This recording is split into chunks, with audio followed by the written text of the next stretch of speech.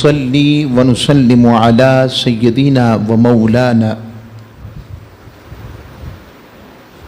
وملجانا ومأوانا محمد صلى الله عليه وسلم نبي الأمين المكين الحنين الكريم الرؤوف الرحيم. أما بعد فأعوذ بالله من الشيطان الرجيم. بسم الله الرحمن الرحيم. قال الله تبارك وتعالى في القرآن المجيد: وَلَقَدْ أَرْسَلْنَا إِلَى ثَمُودَ أَخَاهُمْ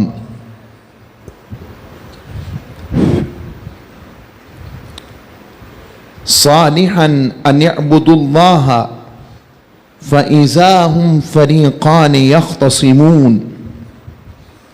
وقال الله تبارك وتعالى في مقام آخر: إِنِّي لَكُمْ رَسُولٌ أَمِينٌ فاتقوا الله وأطيعون وما أسألكم عليه من أجر إن أجري إلا على رب العالمين. صدق الله مولانا العظيم وصدق رسوله النبي الأمين الكريم. اس کو بڑھائیں آواز اگر ہو جائے تو. اللہ رب العزت کا بے پایا لطف و کرم، جس کی توفیق و رحمت سے جمعۃ المبارک کی مبارک ساعتوں میں قصص الانبیاء کی جو سیریز ہماری چل رہی ہے، آج سیدنا نوح علیہ السلام کے بعد سیدنا صالح علیہ السلام کا تذکرہ حسینہ، آپ کا ذکر دل نشین، جو قرآن مجید فرقان حمید میں اللہ رب العزت نے فرمایا. حضرت صالح علیہ السلام، جن کا نام ہی صالح ہے، اسم با مسمہ ہے، صلحوں سے بھی ہے، صالحیت، نیکی، خیر، پرہیزگاری، تقوی، خوبصورتی، حسن، ہر چیز میں صالح. سیدنا صالح علیہ السلام صابر بھی اور پھر متوکل بھی اور پھر اپنے مالک سے راضی بھی. آپ کے نام و نسب میں جو نام و نسب آتا ہے، آپ ابن عبید بن جابر بن ثمود بن جابر بن سام بن نوح، یہ ان کا پورا نسب ہے. نوح علیہ السلام تک ان کا چلتا ہے. اور آپ کا ذکر قرآن مجید میں 7 مقامات پر آیا ہے. سورہ اعراف شریف میں آیت نمبر 73 73 to 79، یعنی 73 سے لے کر 79، 1 کم 80، 79. اور سورہ ہود میں آیت نمبر 61 سے لے کر 68 تک. پھر سورہ حجر میں آیت نمبر 80 سے لے کر 84 تک. پھر سورہ الشعراء میں آیت نمبر 141 تا 159 تک. پھر سورہ نمل میں آیت نمبر 45 تا 53 تک. پھر سورہ قمر میں آیت نمبر 23 سے لے کر 32 تک. اور پھر 7ویں مقام سورہ شمس میں آیت نمبر 11 سے لے کر 15 تک سیدنا صالح علیہ السلام کا ذکر آیا ہے. آپ کہہ سکتے ہیں کہ ان آیات کو بتانے کا مقصود یہ ہے، ایک تو ریکارڈ پر یہ چیزیں آ جائیں. ہر ایک کے پاس وقت نہیں ہوتا کہ وہ قرآن کے ہر مقام کو ہر وقت کھول کر آئے، تو اس کو ریکارڈ کرنے کا یا لائیو بھیجنے کا، محفوظ کرنے کے لیے اس لیے بھی ہے کہ آپ اسے بعد میں بے شک سنیں، دیکھیں. اور آپ کو جب پتہ لگے صالح علیہ السلام کا ذکر آیا تو آپ پتا کر سکے تو ایک ہی ویڈیو کے ایک ہی حصے میں آپ کو سمجھ لگ جائے کہ فلاں فلاں آیت آپ کھولتے جائیں وہاں سے سنتے ہوئے اور آپ کو صالح علیہ السلام کا ذکر نصیب ہو جائے. پھر حضرت صالح علیہ السلام، یاد رکھیے اللہ رب العزت نے ہر نبی کو اور رسول کو اس دور میں سب سے کامل ترین ہستی صورت میں بھی اور سیرت میں بھی اللہ نبی اور رسول کو رکھتا. نہ ان کی صورت جیسی کسی کی صورت ہوتی ہے اور نہ ان کی سیرت جیسی کسی کی سیرت ہوتی ہے. وہ اپنی جسمانی ساخت میں بھی انتہائی حسین، دلبر، ڈیشنگ، کمال اللہ ان کو بناتا ہے، اور اپنی سیرت میں بھی رب ان جیسی سیرت کسی کو نہیں دیتا. حسن اخلاق، حسن صفات میں وہ اپنے مالک کی عطا کردہ اس خیر و ایک ایک کرن کو بھی پالے، رب اسے بھی خیر والا کر دیتا ہے. اور پھر تاجدار کائنات کی تو بات ہی جدا ہو جائے گی نا، حضور کی شان کا. آپ کے اوصاف مبارک میں اللہ رب العزت نے انہیں قوم سمود کی طرف بھیجا. قوم سمود جو تھی یہ وہ قوم تھی، یہ اپنی طاقت میں، اپنے قد و کاٹ میں بڑے بلند تر تھے. اور آج بھی قوم سمود کی آپ سکیلٹنز کو کبھی دیکھیں تو آپ پریشان ہو جائیں. عرب کے اندر نکلے ہیں، عرب کے علاقوں میں جہاں پر قوم سمود آباد تھی، اتنے لمبے قد ہیں ان کے. اور ہم نے کیا گھر بنانے ہیں، یہ پہاڑوں کو چیر کے اپنے اندر محل بناتے تھے وہاں، اپنے پہاڑ چیر کے. اس دور کی بات کر رہا ہوں جہاں پر جس دور میں کوئی مشینری نہیں باقاعدہ، جس دور میں کوئی کنسٹرکشن کی کمپنیز نہیں ہیں، اور بڑے بڑے وہاں پر کسی قسم کی کوئی مشین اور کیا وہ کرینز لگا لیں. اس دور کی جو چیزیں جو آج ہم ڈیولپ دیکھتے ہیں، تو اس دور میں سکائی اسکریپرز نام کی کوئی بڑی بڑی عمارتیں، برج خلیفہ جیسی ہماری آج تو چیزیں ملتی ہیں نا تو ہم بناتے ہیں، تو اس دور میں ہے ہی نہیں، مگر وہ لوگ بنا رہے ہیں، ملکہ حاصل ہے. اب ان میں خرابی کیا تھی؟ قرآن مجید فرقان حمید نے اس کا ذکر کیا کہ وَلَقَدْ أَرْسَلْنَا إِلَىٰ ثَمُودَ أَخَاهُمْ صَالِحًا، اور بے شک ہم نے رسول بنا کر بھیجا سمود کی طرف انہی میں سے ان کے بھائی صالح کو. اب اس سے ایک ذہن میں سوال آ جاتا ہے کہ پھر صالح علیہ السلام پھر بھائی ہوئے؟ نہیں، قرآن نے بھائی کہہ کر ہم جنس بتایا کہ نبی ہونے میں وہ ویسے شخصیت میں انسان ہیں، بشر ہیں، مگر کوئی بھی بشر اور انسان ہونے میں صالح علیہ السلام جیسا نہیں ہے. اگر نبی بشری صفات میں نہ آئے، بشری لباس میں نہ آئے، تو وہ ہمارے لیے قابل اتباع نہیں ہوتے. میری بات آ رہی سمجھ؟ اگر وہ بشری لباس میں نہ آئے تو پتہ کیسے لگے صبر کیسے کرنا، ایسا صبر جس سے رب راضی ہو جائے. شکر کیسے کرنا ہے، ایسا شکر کہ رب راضی ہو جائے. توکل کیسے کرنا ہے، ایسا توکل جس سے اللہ راضی ہو جائے. یہ اگر پتہ لگتا ہے تو وہ ہستی نبی کی ہوتی ہے. اب قیامت تک کے لیے رب نے فرما دیا، فرمایا لَقَدْ كَانَ لَكُمْ فِي رَسُولِ اللَّهِ أُسْوَةٌ حَسَنَةٌ. تمہارے لیے قیامت تک کے لیے رب نے چیلنج بھی دے دیا اور اپنا فیصلہ بھی سنا دیا. ایک ہی ہستی ہے جس کے نمونے پر آؤ، جس کے رستے پر آؤ تو میں مل جاؤں گا، وہ میرے محبوب کا رستہ.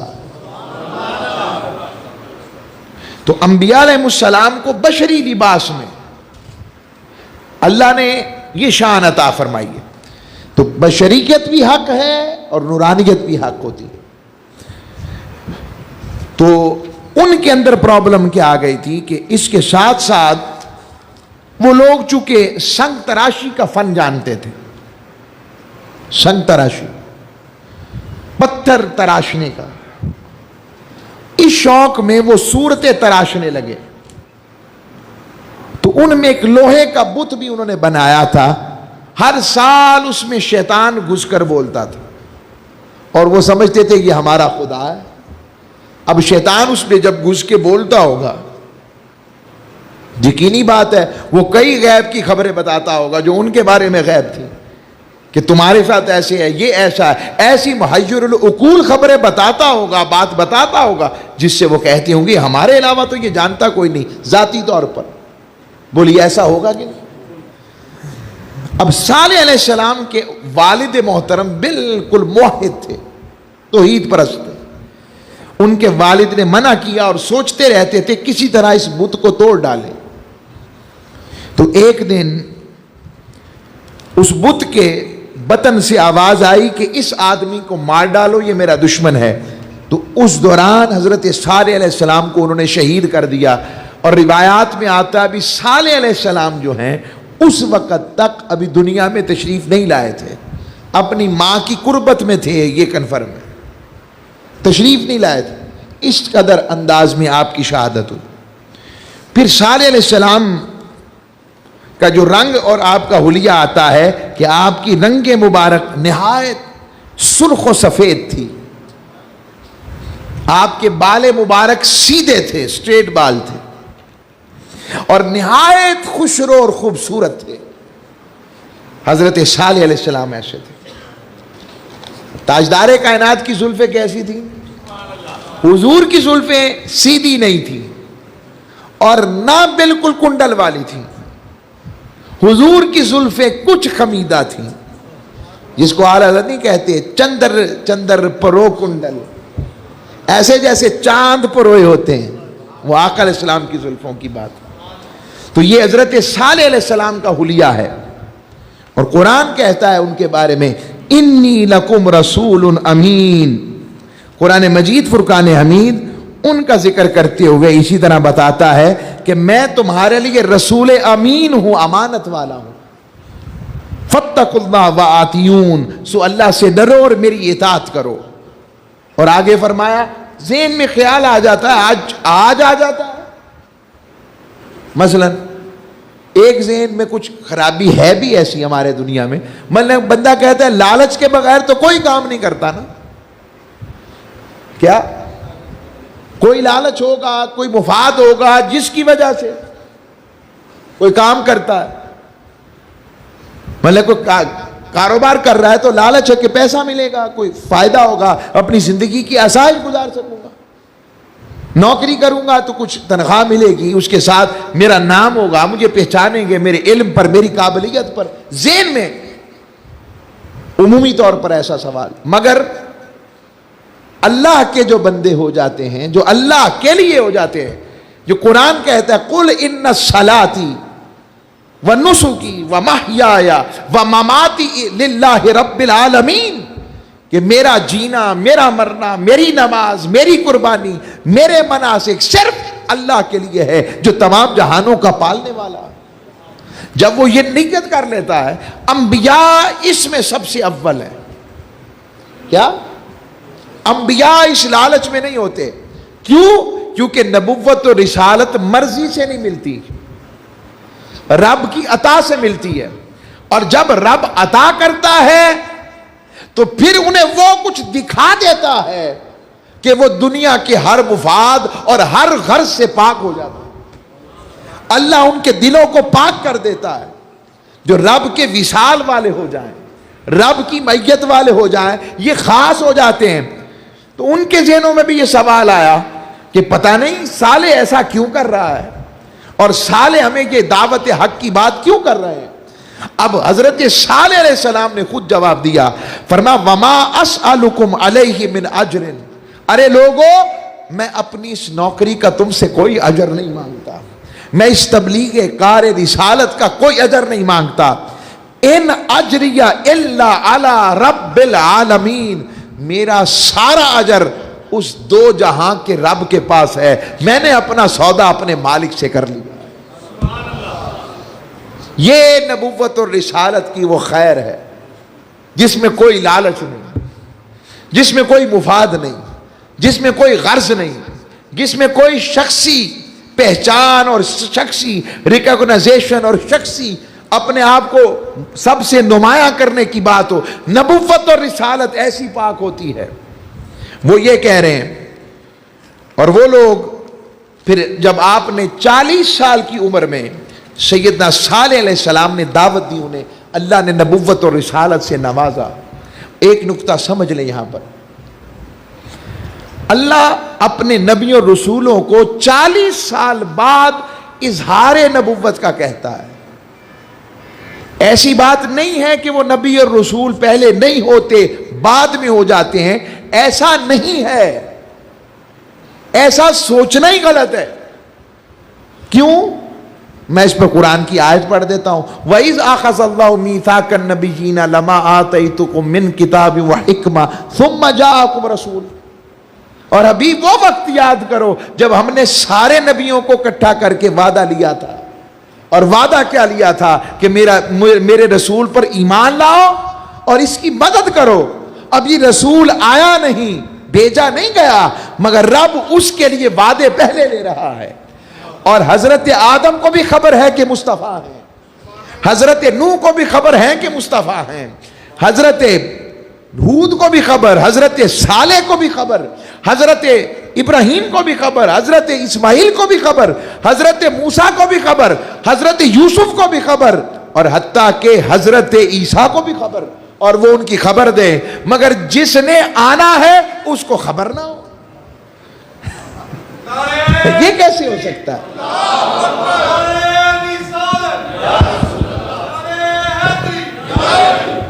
بدل دیں اس کو، چلے چھوڑے بیٹھے۔ تو اس کو خبر نہ ہو، باقی سب کو خبر ہے، اور جس کے لیے ساری خبریں رب بنا رہا ہے، جس کے لیے ساری کائنات سجا رہا ہے، انہیں خبر نہ ہو۔ عجب ماجرا ہے۔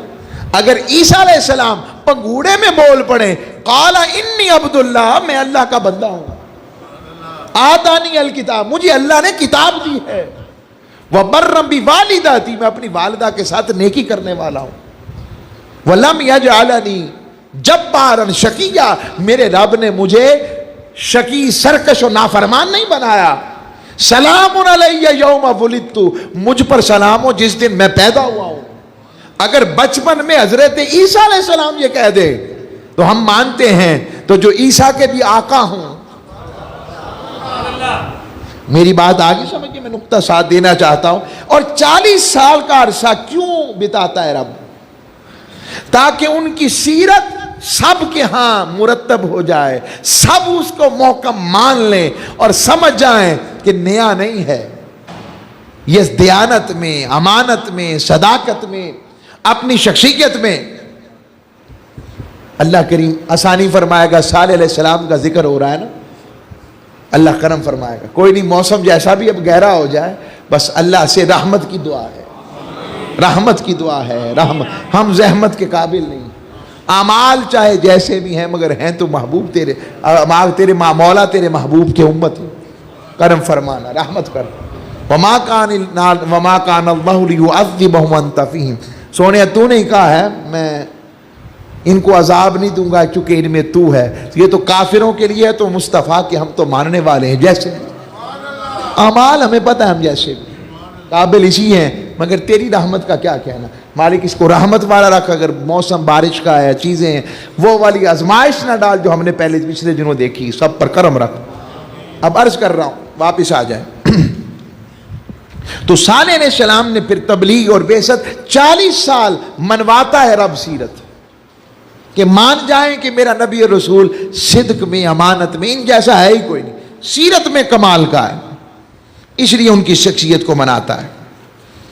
اور پھر آپ نے جب حق کی دعوت کو عام کیا اور کہا یا قوم اعبدوا اللہ ما لکم من الہ غیرہ قد جاءتکم بینۃ من ربکم، اے میری قوم اللہ کی عبادت کرو، اللہ کے سوا کوئی عبادت کے لائق نہیں ہے تمہارا معبود کوئی اس کے سوا، بے شک تمہارے پاس رب کی روشن دلیل آ چکی ہے تمہارے رب کی طرف سے۔ یہ حضرت صالح علیہ السلام رب کی توحید کی بات کر رہے ہیں، رب کی توحید کا پیغام دے رہے ہیں، اور آپ نے جب یہ پیغام دیا، اب قرآن کہتا ہے ان کے جو بڑے بڑے تاجر اور بڑے بڑے لوگ تھے نا، قرآن اس طبقے کو مالاؤ کا طبقہ کہتا ہے، کیا؟ میم لام الف اور حمزہ پیش او، مالا او کا طبقہ. یہ مالا او کا جو طبقہ ہے، میم لام الف کے ساتھ بھی نہ ہے، مالا او حمزہ پہ ساتھ، مالا او ساتھ ہی، ملا نہیں. مالا او کا طبقہ سیدھا سیدھا یہ سرداروں کا طبقہ ہوتا ہے. آپ قرآن پڑھیں گے تو بار بار آپ کو یہ ملے گا نبیوں کے ساتھ. اور حضور کو یہ باتیں کیوں بتائی جا رہی ہیں؟ سوال ہے. قرآن حضور پر اترا تو حضور کی رب بات کرتا، صالح علیہ السلام کا ذکر کیوں کر رہا ہے؟ بس مجھے تو اتنا پتہ لگا قرآن پڑھ کے، ایسا لگتا ہے سارا قرآن رب نے اپنے مصطفیٰ کی تسلی کے لیے اتارا. آیا تسلی دے رہا ہے. یہ مالاؤ کا طبقہ کیا ہوتا ہے؟ قرآن کہتا ہے وہ سرداروں کا طبقہ، استکبروا من قومہ، جو صرف سردار نہیں ہوتے بلکہ متکبر بھی ہوتے ہیں. کیوں؟ کیونکہ ان کے پاس معاشرے کی دولت کی ساری چابیاں ان کے پاس مرکز ہوتا ہے. اقتدار کے یہ مالک ہوتے ہیں، دولت کے یہ مالک ہوتے ہیں، طاقت کے سارے سرچشمے ان کے پاس ہوتے ہیں، ان کے مطابق سارا معاشرہ چل رہا ہوتا ہے. اور یہ جو قانون بنا دے وہ قانون ہوتا ہے، جس سے روک دے رک جائے. طاقتور طبقہ، ان کو قرآن کہتا ہے مالا الذین استکبروا، وہ سرداران قوم. اور نبی کیا کرتا ہے؟ نبی اصل میں اس نظام کو چیلنج کرتا ہے جو اللہ کی توحید کے خلاف بھی ہوتا ہے اور معاشی طور پر لوگوں کو محکوم بنانے والا ہوتا ہے. ان کو لوگوں کی آزادی، لوگوں کی غلامی سے نکال کر اللہ کی غلامی میں لاتا ہے. یہ نبی کام کرتا ہے.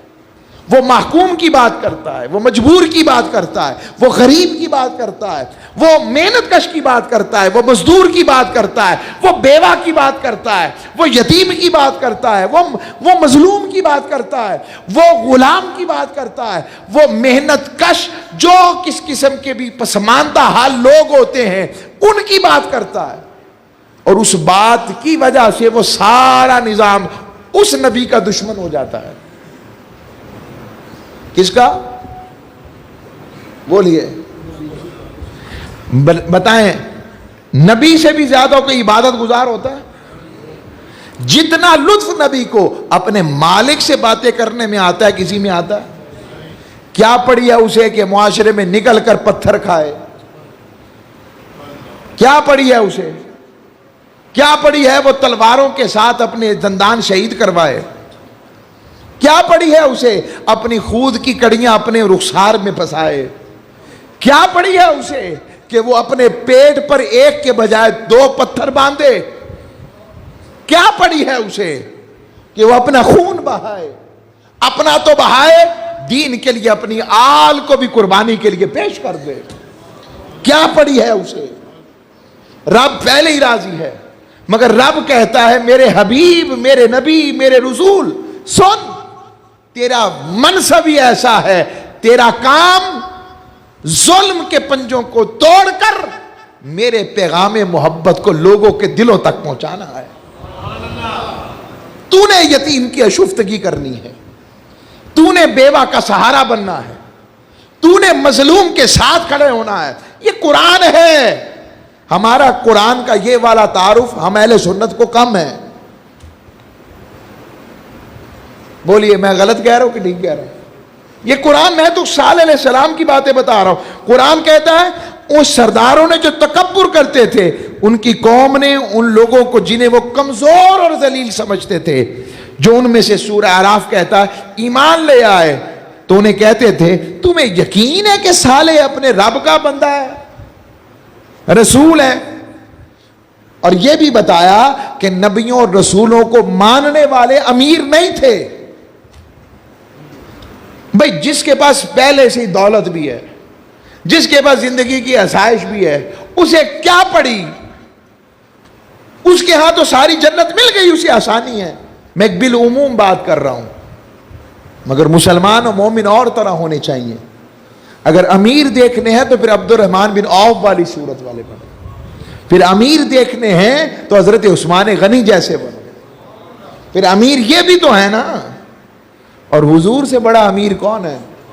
سونے کے سونے بھر کر آتے، اور حضور فرماتے آج کی آج ہی سارا بانٹ دو.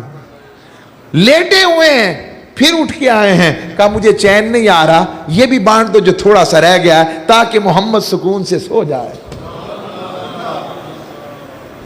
میں واری جاؤں اپنے آقا, ہمیں کیسی فکر دے کے گئے ہیں. جس بلال کو کوئی نہیں پوچھتا حضور اسے خریدنے کے لیے ابو بکر کو بھیجتے ہیں. جس صہیب کو کوئی نہیں پوچھتا حضور اسے خریدنے کے لیے بھیجتے ہیں.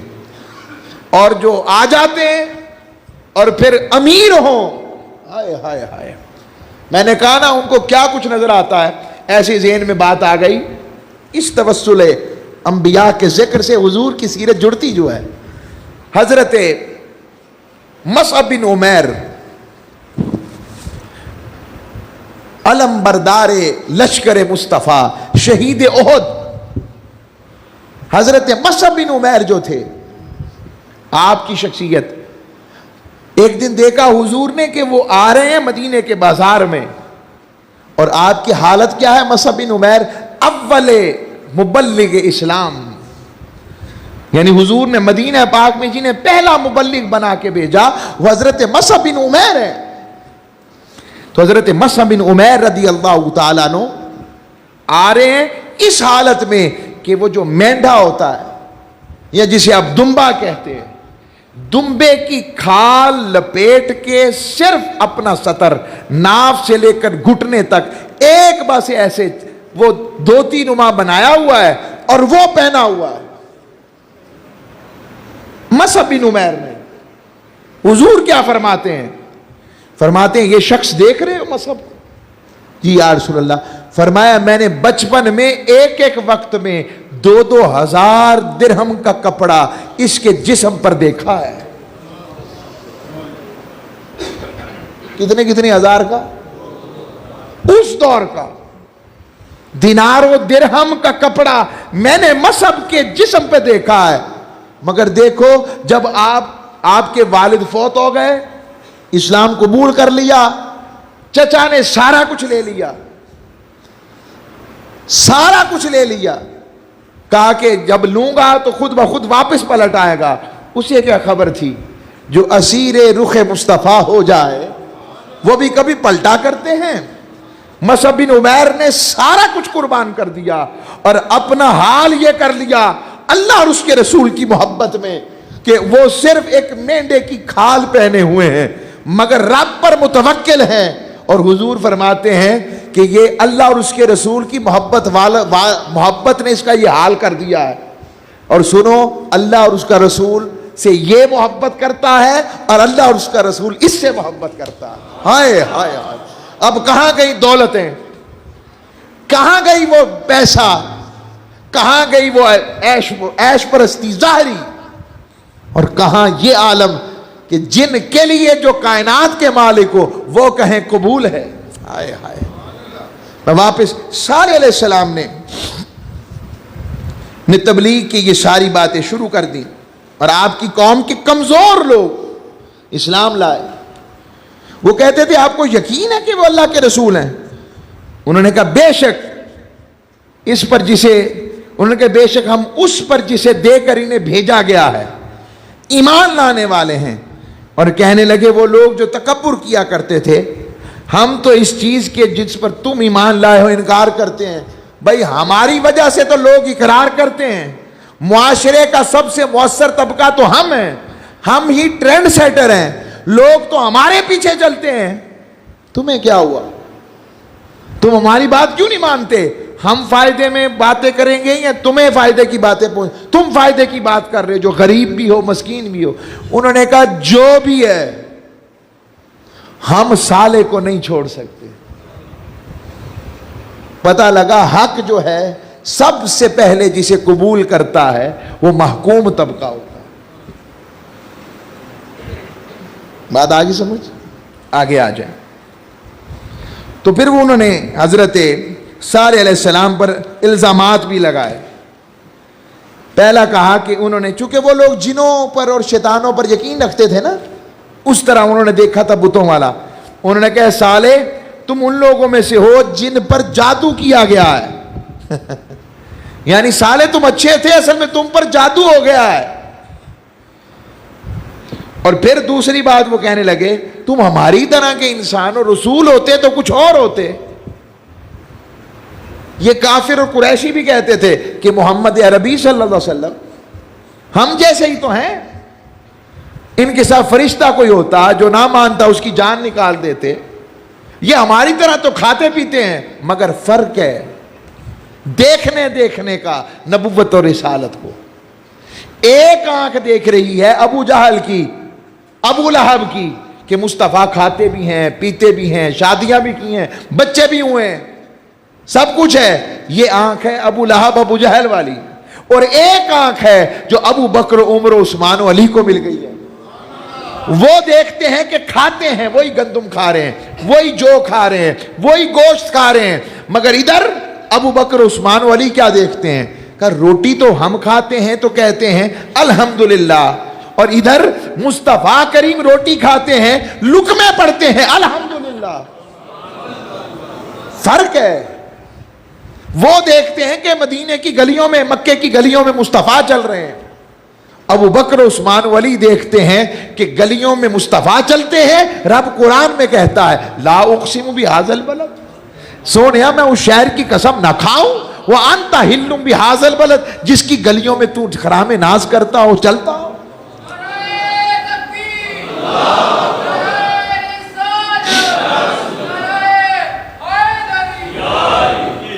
یہ سارا ذکر نبوت اور رسالت کو اپنے ذاتی پیمانوں پر مت ماپو۔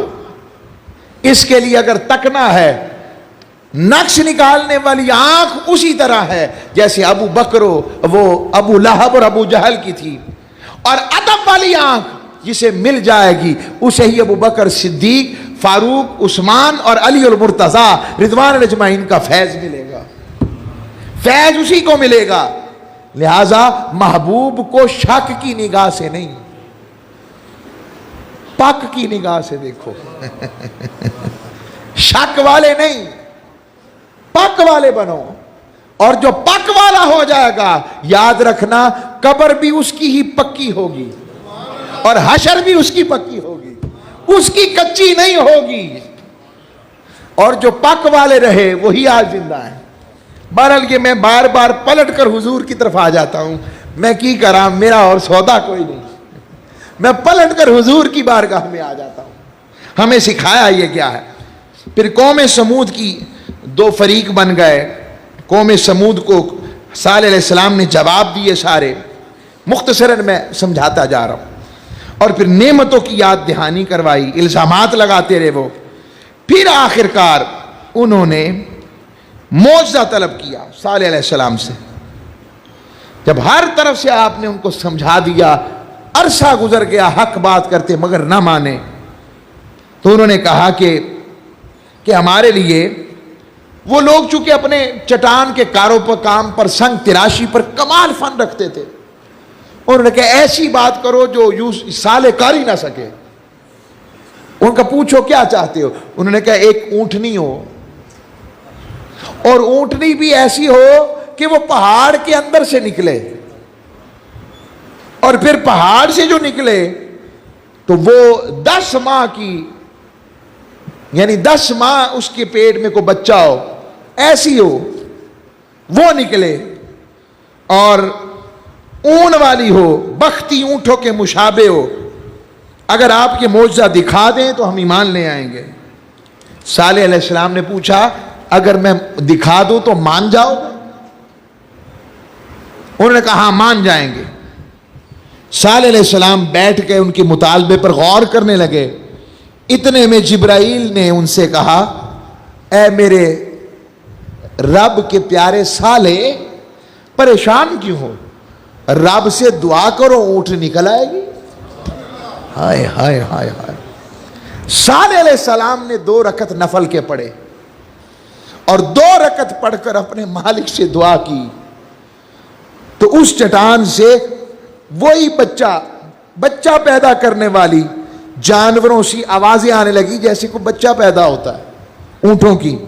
پھر اس نے حرکت کی، اس چٹان ایک دم پھٹ گئی، اور پھٹتے ہی ان کی فرمائش کے مطابق ایک اونٹنی برآمد ہوئی، اس کے پیٹ میں جو تھا اللہ کے سوا کوئی نہ جانتا تھا، اس نے جو بچہ پیدا کیا وہ بھی اپنی ماں کی طرح اسی قد کاٹ کا۔ تو وہاں جو معجزہ دیکھ کر چند لوگ ایمان لے آئے، قوم کے دوسرے سرداروں نے بھی ایمان لانے اور تصدیق کا ارادہ کیا، مگر نام آتے ہیں زباب بن عمر بن لبید۔ حباب جو بت رکھتا تھا، جو اصل میں بڑا کاہن تھا، اس نے ایمان لانے سے منع کر دیا۔ انہوں نے منع کیا جو ان کا مذہبی پیشوا بنا ہوا تھا کہ یہ سچ نہیں ہے، جادو ہے۔ جب انہوں نے منع کیا تو وہ اکابر جو اس کے بڑے بڑے روسا سردار تھے وہ بھی منع ہو گئے، اور انہوں نے کیا کیا؟ اللہ نے اس اونٹنی کے ذریعے بتایا کہ لوگوں صالح میرا بندہ ہے۔ اونٹنی کے ذریعے بتایا یہ وہی پہاڑ ہے نا جنہیں تم تراشتے ہو، دیکھو بن باپ کے بن میں نے اونٹنی سے پہلے تو اونٹنی پیدا کی ہے اور پھر اونٹنی سے بچہ پیدا کیا ہے، کوئی اور نہیں تھا وہاں پر۔ یہ سارے موجے رب بتا کر ہمیں بھی فکر کر رہا ہے کہ بندو یاد رکھو تمہارا کوئی مالک بھی ہے جس کی بارگاہ میں تم نے جانا ہے۔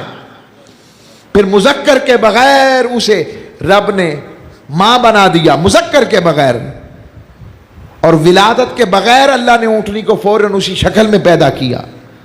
ایک دن وہ پانی پیتی تھی اور دوسرے دن باقی قوم پانی پیتی تھی، پیتا تھا قوم پانی پیا کرتی تھی، اور اس سے بہت سا دودھ نکلتا اور بہے کثیر کافی اس سے فائدہ لیتے تھے۔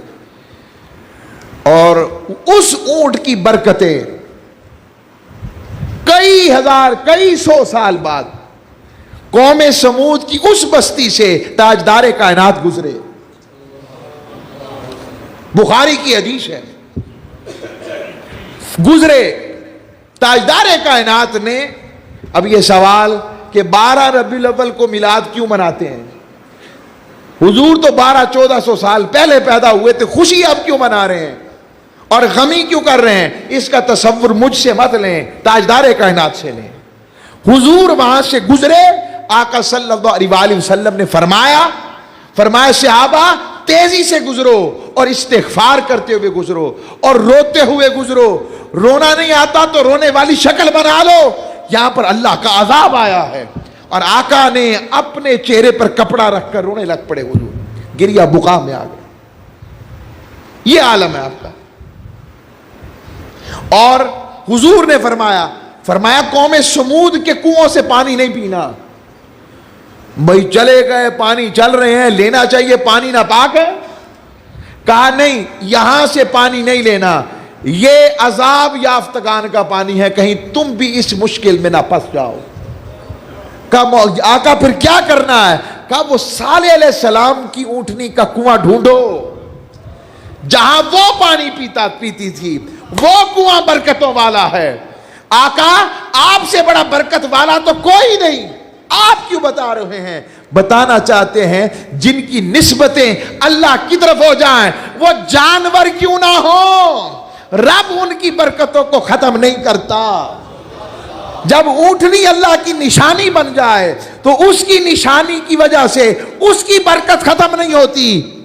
ہم بھی حضور داتا صاحب یہی کرنے جاتے ہیں، ہم بھی ان کے کنویں سے پانی یہی کہہ کے پیتے ہیں، ہم بھی حضور غوث پاک کا ذکر اسی نسبت سے کرتے ہیں، ہم بھی حضرت حسن بصری کا ذکر اسی نسبت سے کرتے ہیں۔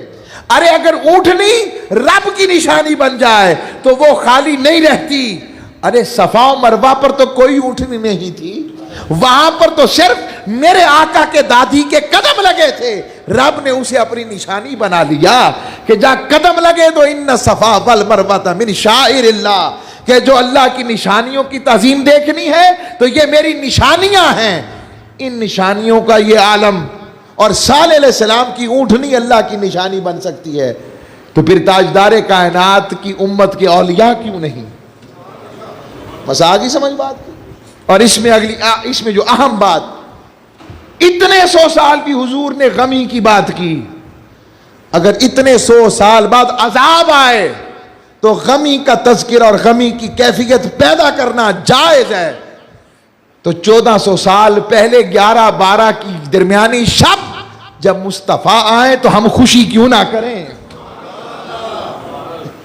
بس آج ہی سمجھ، آج اسی پر ختم کرتے ہیں، اور پھر آگے مضمون رکھیں گے علیحدہ، پھر اللہ ہم سب کا حامی و ناصر ہو، اور وما علیہ